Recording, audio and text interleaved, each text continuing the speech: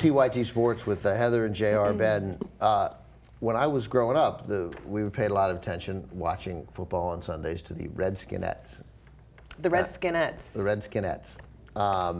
The Redskin Cheerleaders. Yes. The Redskinnies. Now the Washington I like the football team. Redskinies. Right. Yeah. But you know, what would they call them now? Redskinettes is just as hideously insulting as Redskins. So I don't know. They'll have to come up with a new name for them too. But the Rams, JR's team, do you remember what they're? I actually knew someone who was on that squad, and I've never paid attention to the names of these cheerleading squads. They were called the Embraceable U's. What? Were they really? Yeah, because U is a female ram.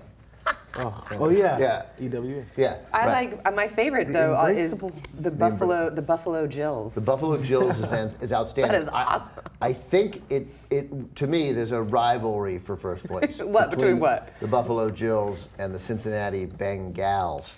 That one I had heard before. Yeah. When you mentioned it earlier, I was like, that did sound familiar. These women, though, who are the cheerleaders now in NFL teams, they are getting fucked.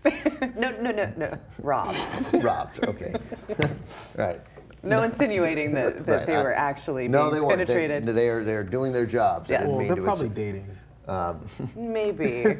So Amanda Hess with a really good story in Slate, typically good story from Amanda Hess in Slate.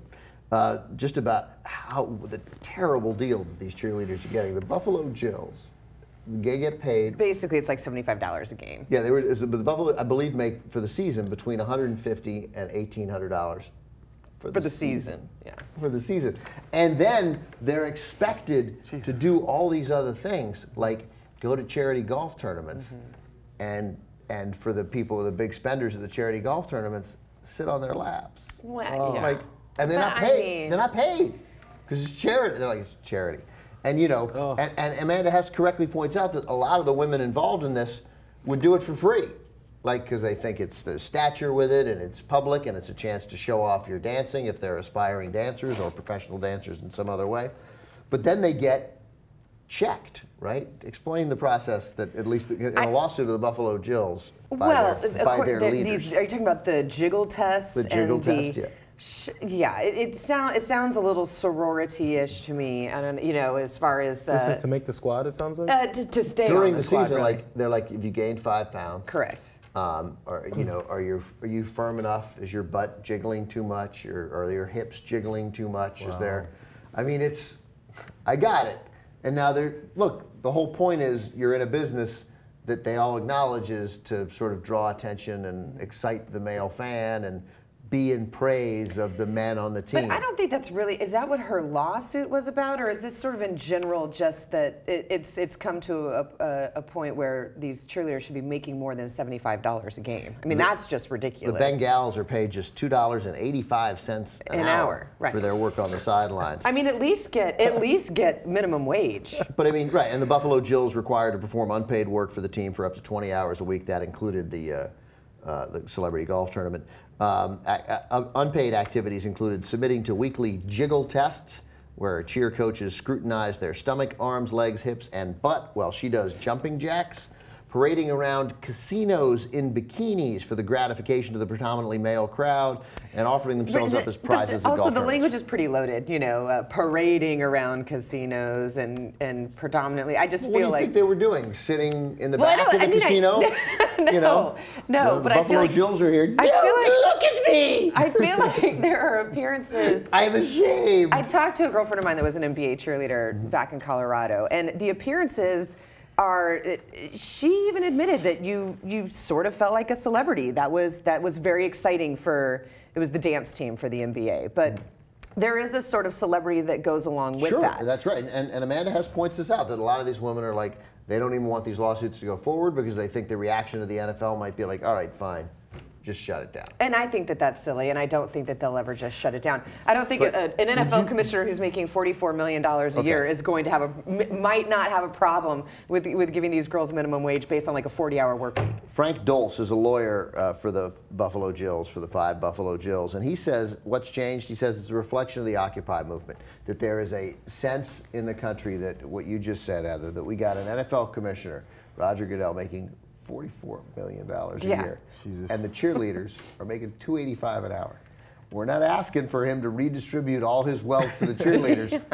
I don't know, like, how about you pay him $10 an hour? That's what I'm saying. Like, that's it. Just pay him $10 an hour and be cooler about the jiggle test. Like ladies, you're a cheerleader, you got to stay in shape. Remember that. Let's go to work. Like, that's, like, I don't know that we need to, and somebody's there like, I don't know. You so badly want to be in that room for the jiggle test. And by the way, they practice as well. It makes it seem like they only go to the games and do this 3-hour work for a week. So, but they have routines, they practice, which I think would generally keep you in a decent amount of shape already. Of course, maybe you still have to stay in shape. But I guess these are 2 questions I generally have. Would we have a problem if it did just dissolve? Because I wouldn't. I wouldn't give a shit. And number 2, how much do you think they should make? Here, like, maximum they should make. I don't know that there's a maximum to it, but I agree that it should be a fair wage. I don't believe that anybody makes a career out of it. They won't let you because they cap the age at 35 anyway for a lot of these $100 a game, $50 an appearance. No, but let's don't go. feel like just pay them. It's not that big a deal. But it is a big deal when you look at how much time, like Jared just said, the practices, the appearances, the amount of time that they actually put. There's a calendar. I think it was the Redskins do a calendar that the NFL sells, or the Redskins sell for. Oh, I'm sorry, the football team.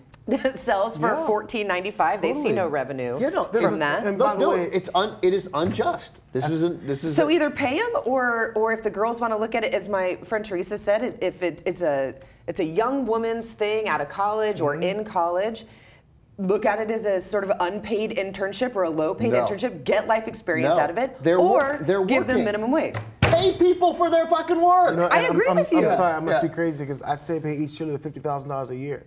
$50,000 a year? You know how much money they make? Okay, there's maybe 30 cheerleaders on the team, am I right? If that many. I think too many. 20, right? The mascots make an average of $70,000. Think of how much money they make in one football game, one home game. How many millions of dollars is made in revenue in that stadium? You can't give your cheerleaders who are part of the draw $50,000 a year each one. It's very simple. Of course they can. You've gone too far. Not at all. Look, it's a part-time job. Look, I get it. Like, it's a part-time job. And in my opinion, $50,000 a year is part-time job work because everything costs so much here right now. The fact that we've inflated everything of costs, everything in our world, but we can still make $20,000 a year is appalling. I hear you, but I suspect you could satisfy. They're professionals. You could satisfy them with $200 a game and $100 for appearances. But why should we just satisfy? Well, because that seems fairly fair. They aren't the most important part of the game. Like, I got it. That's not. We have to pay them something. The guy at the end of the bench makes 6 figures. Yeah, I got it. He doesn't see the field. Yeah, He's a people are tackling dummy. I can't believe in you've now made me defend the other side. Nobody's paying the cheerleaders $50,000 a year. They're team employees who aren't making that much money. These girls are coming up and they're dancing on Sundays. The interns go Sundays a year. But you're totally contradicting. They're not just dancing on Sundays. We've firmly established that they do a lot more than just dance on Sundays. Yes, and they should be compensated for the work that they do. Yes, there should be a fair wage for these cheerleaders. I agree. And something probably above the minimum wage. So I've gone up to $200 a game. You got 15 cheerleaders. But is he going to be money? Right. That's what about practice time during the week? Yeah, that's what I'm saying. Now practice time, I would say you could probably get away with, but. So then $100 at the end of the year, they'll have about $10,000, $12,000 for a thing that's a side job. Right. And it gets which is a lot better than the $1,800 a year the Buffalo Jills are averaging. One of them got $105 for the season. Good grief. I think we're missing how much money is made in one game. Yeah, it is. By this organization. By the NFL in general. $44 million. Roger Goodell's getting $44 million a year. They're thinking about extending the fucking season to 18 games to make even more money. You can't pay they're going to add a playoff and the team. Playoff, yeah. Maybe this year they're going to add another playoff game. The Bengals make $2.85 an hour. It's ridiculous. Anyway, it is laughable. You know how much the beer probably costs at the Cincinnati Stadium? More than each girl. $13 for a premium beer, probably. You know, it's. Amanda Hess points out that's how much she made for that game. A former Raiderettes cheerleader who opposes the class action lawsuit because she fears it will compel teams to disband the cheerleading squads instead of paying up.